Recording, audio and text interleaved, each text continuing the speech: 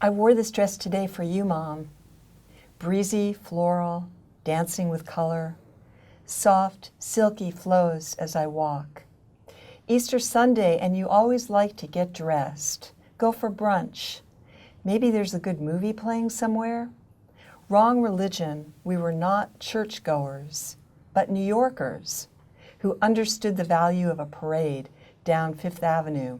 Bonnets in lavender, powder blues, pinks, hues of spring, the hope it would bring.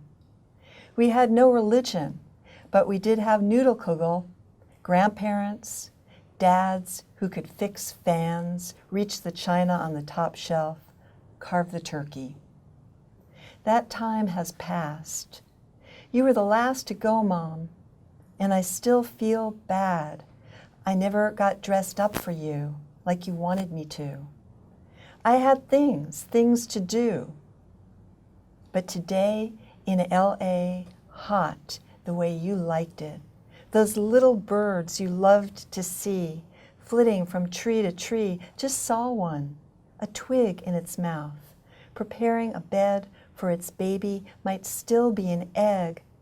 I wish you were here. I've got a closet filled with dresses I need to show you. Thank you for reading this poem. I wore this dress today for you, Mom.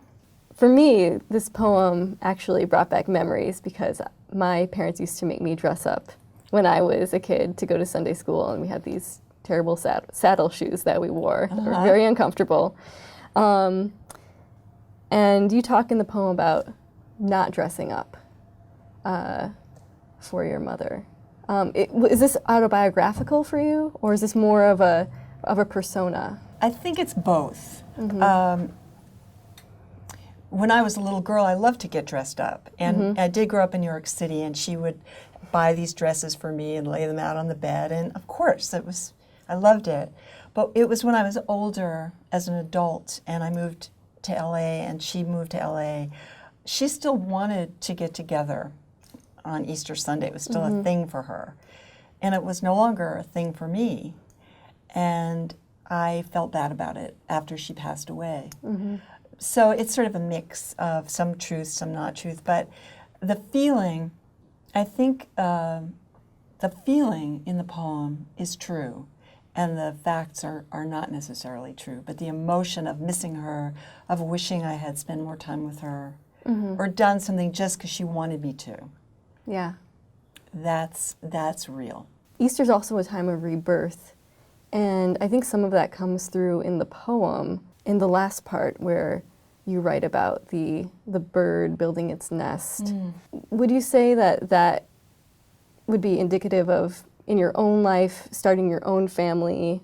Because it seems like your mother was the last, or you say the speaker says you were the last of them. Yes. And so maybe that family has given way to a new family that's starting. Well, I think that our parents, when they're alive, and you start your own family, but a lot of the things that you still do are traditional, and you do it for them, and that's good. And I didn't realize till she passed away that there was no one left to do anything for. It was going to be up to me. I was the end of the line there, and I have a son, but he doesn't care about Easter egg hunts anymore. He's grown. And a lot of times you do get together and you do things because your parents want you to. And I miss that feeling. Yeah. I really... Of being obliged almost to your parents. Yeah. And of having that be a good thing. You know, obligation and guilt, they're not as bad as I used to think they were. You know, they get you to live a part of your life that you wouldn't ordinarily live. And that's okay. Yeah. So now I make my family do things on Easter. You know, Excellent, I just feel like, you know, come on, we have to do something. Yeah. So what do you make them do? Oh, and what do I make them do? I make them come over, you know, and I'll cook. I'm not really the cook. My husband is more the cook. But I just think eating together is a thing you do. Yeah. And that's the thing my family did. It didn't matter what religion or what holiday. Oh, is there something you could do? Someone's cooking for it.